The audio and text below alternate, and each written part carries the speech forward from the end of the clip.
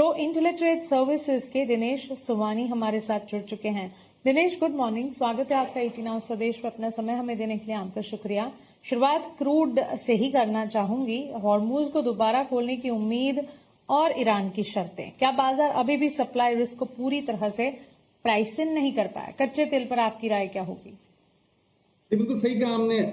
असमंजसता की स्थिति अभी भी जारी है। एक तरफा कहा जा रहा है कि शायद स्टेट ऑफ हॉर्मज़ खुल जाएगा, दूसरी तरफ से शर्तें रखी जा रही है, तो क्लियरिटी बिल्कुल भी नहीं है। और इसी के चलते जो डाउनवर्ड ट्रेंड एक क्रूड में क्रिएट हुआ था, वो दोबारा थोड़ा सा रिकवरी मोड पर आता हुआ नजर आ रहा है। 7200 7250 के लेवल एमसेक्स में बनने के बाद दोबारा 7500 के लेवल, आज भी 1% करीबन क्रूड हमारे एमसेक्स में भी तेजी का एक संकेत दे रहा है। बट जो वॉलेटिलिटी है थोड़ी सी श्रिंक हो गई है। ये जो 5% गैप अप और 5% जो गैप डाउन का जो दायरा था, वो अब कम कम सा होता नजर आ रहा है। तो मुझे लगता है कि शायद कुछ एक सकारात्मक न्यूज जरूर निकल कर आ सकती है।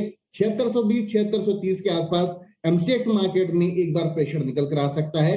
दोबारा 7400 और 7350 के लेवल के आसपास सपोर्ट बनता हुआ नजर आता है। ठीक है, तो चलिए ये राय फिलहाल हमें मिलती हुई इन पर्टिकुलर कच्चे तेल की चाल, और काफी हद तक हम देख रहे हैं कि सिचुएशन वॉलेटाइल होती हुई नजर आ रही है। गोल्ड सिल्वर पर एक राय आपसे जानना चाहेंगे हम दिनेश जी।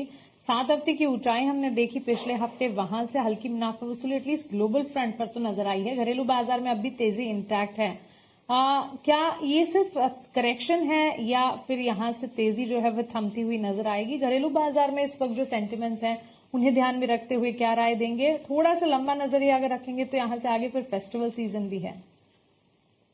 जी बिल्कुल, पिछला वीक जो था गोल्ड के लिए 6% तेजी का वीक था, और पिछला मंथ जो था, ये पहला मंथ था 4 महीनों के बाद में, जहां पर कॉमेक्स गोल्ड ने एक पॉजिटिव क्लोज दिया था। तो कुछ हद तक के रिवर्सल साइन हमें जरूर नजर आ रही है। फ्राइडे का जो डेटा था, जॉब रिलेटेड डेटा, वहां पर जॉब में थोड़ी सी नरमी, थोड़ी सी सुस्ती दिखाई दी। उसी के चलते जो लग रहा है कि जो सेंट्रल बैंक है वहां की फेड, जो इंटरेस्ट रेट बढ़ाने की संभावना है, पहले 65 से 70% के आसपास थी, वो घटकर 43 से 40% के आसपास आ चुकी है। यह भी एक संकेत है कि आने वाले समय में गोल्ड में थोड़ा सा अपमूव हमें देखने मिल सकता है। 3930 कॉमेक्स के गोल्ड के लेवल बनने के बाद ऊपर में 4370 के लेवल बने हैं। आज भी 4300 के ऊपर निरंतर ये सस्टेन कर रहा है। मुझे लगता है आने वाले समय में 4470 के लेवल ये जल्द दिखा सकता है। इंडियन एमसीएक्स की अगर मैं बात करूं तो मुझे लगता है कि 1,51,800 के आसपास एक बार बाइंग निकल कर आ सकती है। 1,52,800 के लक्ष्य के लिए 1,51,250 का स्टॉप लॉस, ये इंट्राडे कॉल हुई। कोई अगर फेस्टिवल सीजन के लिहाज से पोजिशनल टारगेट अगर देखना चाहता है खास करके गोल्ड में, तो आई थिंक प्रोबेबली 1,58,000 के लेवल्स हमें आने वाले 1 महीने के भीतर देखने मिल सकते हैं। ओके, तो चलिए ये राय हमें प्रेशियस मेटल्स गोल्ड सिल्वर पर मिल चुकी है। बेस मेटल की चाल पर दिनेश जी क्या टेक्स होंगे आपकी तरफ से? क्लैरिटी नजर आ रही है क्योंकि एटलीस्ट प्रेशियस मेटल और एनर्जी पैक के विपरीत बेस मेटल में वन साइड मूव तो दिख पा रहे हैं हम। कॉपर में ग्लोबल ग्रोथ के संकेत कितने मजबूत हैं? मौजूदा स्तरों पर क्या यहां से खरीदारी की रणनीति होगी? जी बिल्कुल, कॉपर की इन्वेंट्री कम होती जा रही है। अगर जिंक की हम बात करें तो एलएमई में वहां पर ऑल टाइम हाई के आसपास ये ट्रेड कर रहा है। तो मुझे लगता है कि कुछ ना कुछ पॉजिटिव संकेत बेस मेटल्स में निश्चित तौर से देखने मिल रहे हैं।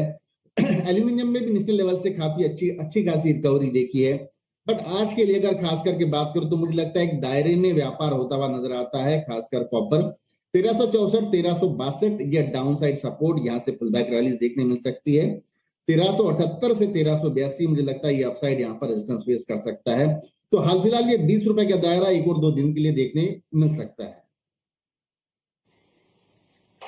ठीक है, तो चलिए बेस मेटल की चाल पर ये एक नजरिया हमें मिलता हुआ। इस बीच नेचुरल गैस के सेंटिमेंट्स कैसे नजर आ रहे हैं दिनेश जी? क्योंकि एनर्जी पैक में तो हम देख रहे हैं कच्चे तेल की चाल में उबाल है, ठीक उसी तरह नेचुरल गैस में भी 3% के गेंस के साथ कामकाज नजर आ रहा है।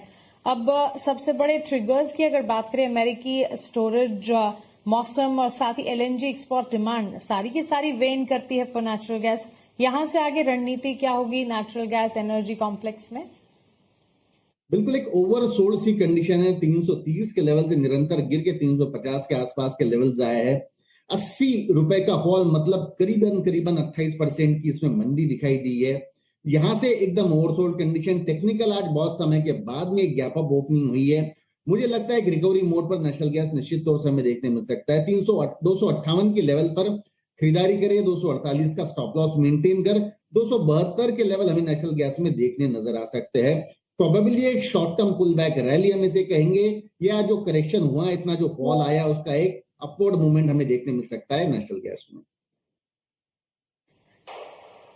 ओके, तो चलिए ये राय फिलहाल हमें मिलती हुई ओवरऑल बेस मेटल की चाल पर, नेचुरल गैस के हाल पर, एनर्जी पैक, सारी प्रेशियस मेटल्स, कमोडिटी बाजार पर अपनी रणनीति हमारे बीच रखने के लिए दिनेश जी बहुत शुक्रिया आपका हमारे साथ जुड़ने के लिए। शेयर बाजार में निवेश बाजार जोखिमों के अधीन है। निवेश करने से पहले सभी संबंधित दस्तावेजों को ध्यानपूर्वक पढ़ें।